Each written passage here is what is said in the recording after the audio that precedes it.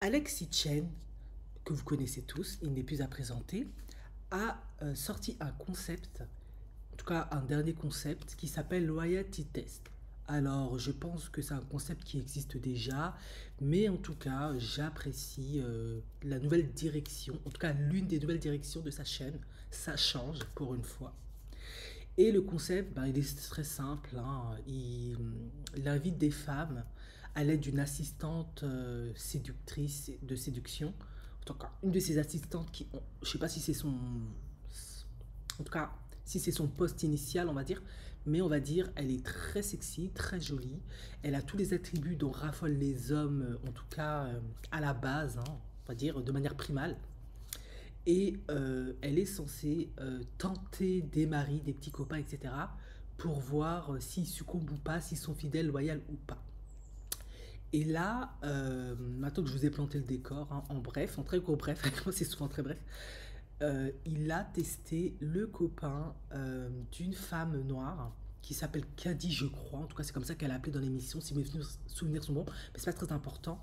Et elle est avec cet homme depuis un an et elle est avec un whitey. Ils font ce test-là dans une maison lors d'un repas, genre ils invitent des amis et cette femme magnifique, sexy, s'appelle Anissa, je sais plus trop, bon bref, ça n'a pas d'importance.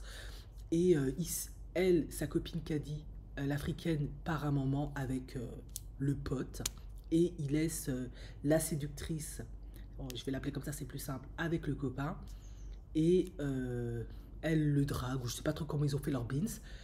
Le fait est, en conclusion, c'est qu'il est tombé dans le panneau, dans le sens où il a carrément dit, et tout était enregistré, que c'était son type de femme, qu'elle lui plaisait, qu'il veut son numéro, blablabla. Bien évidemment, Caddy revient, en tout cas la femme africaine revient, et puis elle n'est pas contente, etc., parce qu'elle considère qu'il n'est pas loyal. Très sympa à regarder, en tout cas moi ça m'a bien plu, ça m'a bien fait rire. Mais je vais quand même donner mon analyse là-dessus, en fonction de mes expériences, du fait en tant que coach et thérapeute, qu'est-ce que j'en pense? Vous êtes bien évidemment en droit de ne pas être absolument d'accord avec mon analyse, ma perception, mais j'ai donné ma vision. Après, il se peut que je ne sois pas pertinente à tout point de vue, mais je vais donner ma vision. Alors déjà, pour moi, pourquoi ce test de loyauté est pas tellement pertinent dans un certain sens? Je vais vous expliquer pourquoi. Parce qu'effectivement, ils sont en couple depuis un an, c'est ce qu'elle dit. Et j'avais oublié de préciser, il a dit à la séductrice que c'était pas sérieux. Et en effet, c'est un point extrêmement pertinent qu'il faut relever. Si vous avez un peu l'habitude de regarder ma chaîne, eh bien, j'explique les étapes d'une relation. Ça ne veut pas dire que ces étapes sont absolument mises en place de manière scrupuleuse à chaque fois, mais c'est une tendance qui a été observée par les psychologues, sociologues, toutes les personnes qui analysent un peu les comportements humains, l'état d'esprit humain, de manière neurologique, comme un être humain fonctionne émotionnellement à tout point de vue. Bon bref, vous avez compris.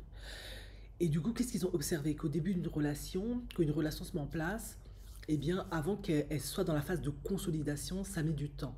Et j'ai expliqué dans certaines de mes vidéos, en tout cas, j'espère que vous allez les retrouver parce qu'il y en a tellement, que la phase de consolidation, souvent dans une relation, euh, commence à partir de la troisième année vers la quatrième année. Et c'est là où c'est compliqué d'ailleurs parce que bah, maintenant, il faut renforcer les liens, voir ce qui fait qu'on est ensemble, le pourquoi du comment, les valeurs, les principes, et aller vers la durée, vers quelque chose de plus concret, mettre en place des projets, des choses solides qui permettent ben, peut-être de rester toute la vie, pourquoi pas.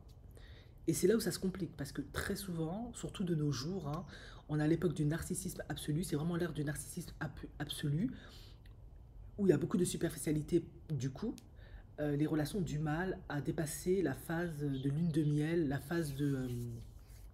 de lune de miel, voilà, qui est entre une année, moins d'une année et 3 ans, on va dire. Et je suis désolée pour moi, ils étaient dans cette phase-là. Ok, il l'a rencontrée, il a vu que c'était une belle femme noire parce que vous avez vu, elle est grande, elle est mince, euh, elle a les cheveux rasés, ok, à la Jada Pinkett, elle a un grand tatouage, ça on en parlera après, mais c'est une très belle femme. Elle le dit elle-même et c'est vrai, c'est une très belle femme.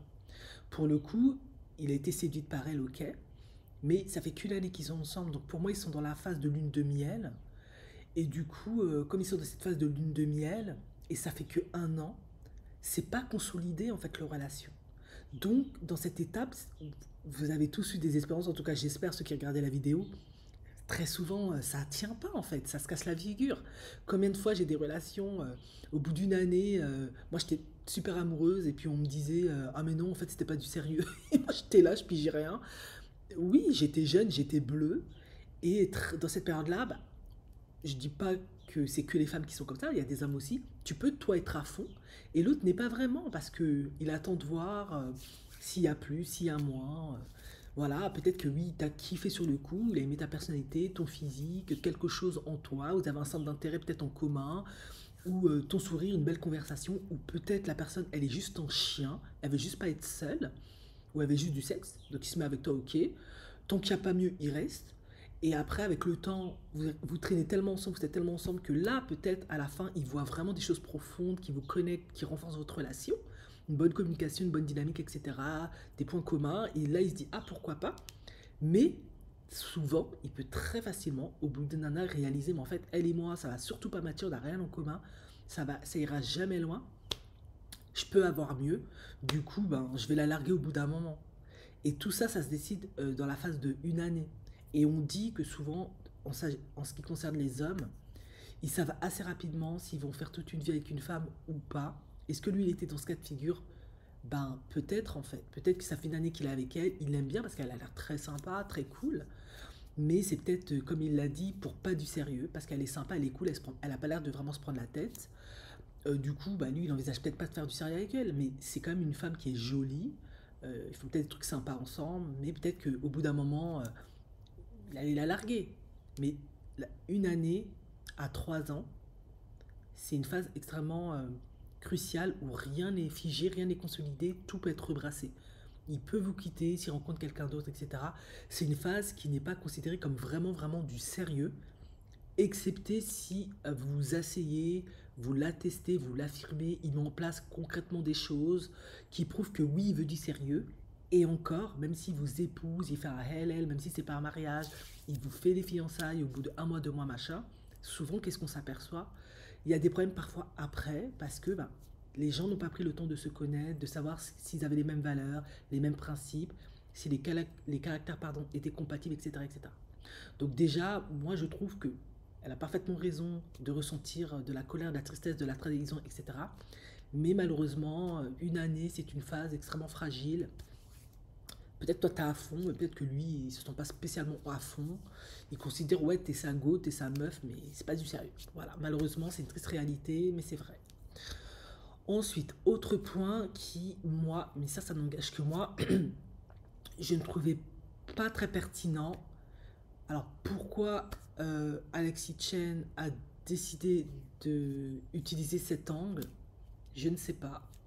Mais en tout cas, je trouve que faire le prank avec une femme caucasienne, petite de taille, super sexy, extrêmement féminine sexy, quand l'autre est une femme noire, en fait pour moi c'est pas pertinent en fait parce que même si toutes les femmes, c'est même pas même si toutes les femmes sont différentes, en fonction de leur origine, leur phénotype, etc., et n'ont pas la même beauté.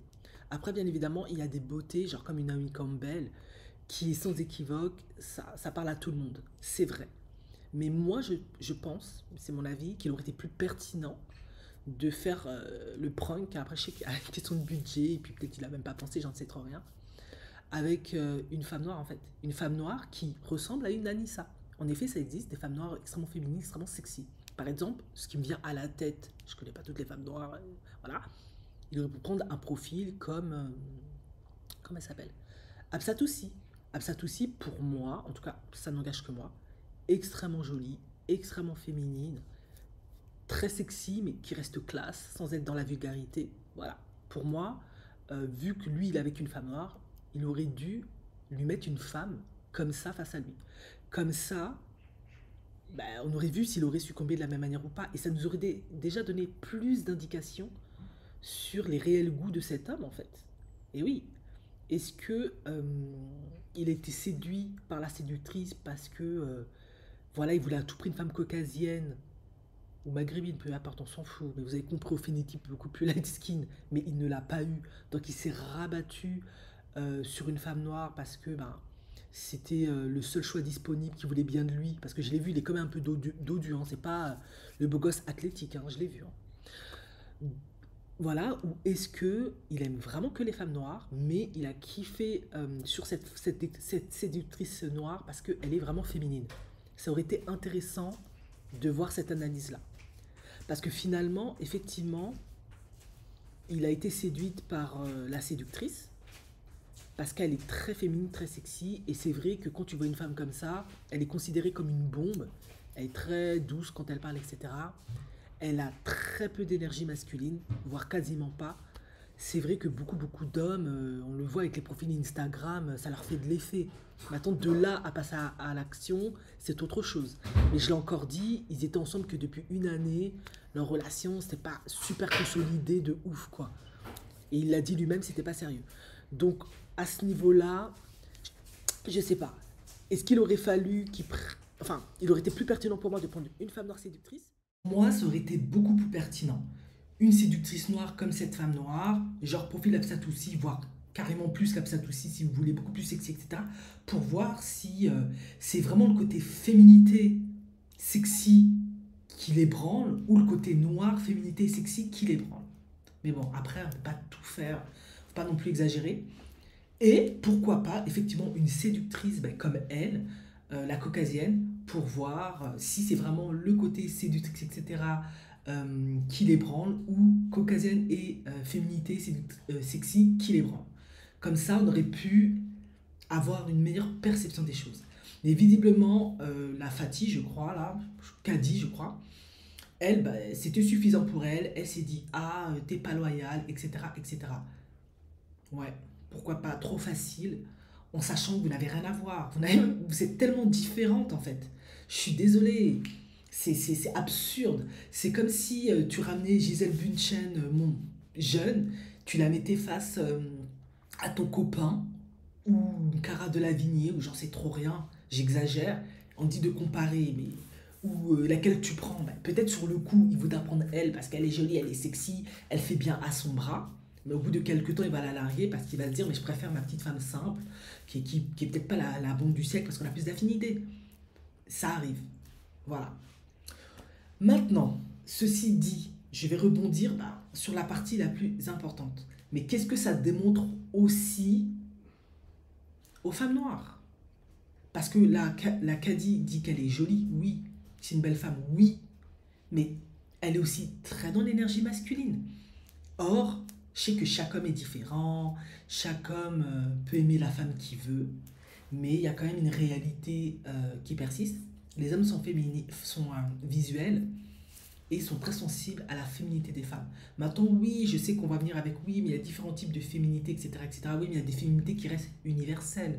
En effet, entre une femme qui a les cheveux coupés et qui a un gros tatouage et qui, lorsqu'elle s'exprime, lorsqu'elle s'adresse à toi, est plus dans une énergie féminine, il y a une grande différence avec une femme qui est plus sexy, qui met en avant plus ses atouts, qui, de manière érogène, titille plus les hommes, à savoir la poitrine, ça c'est indéniable.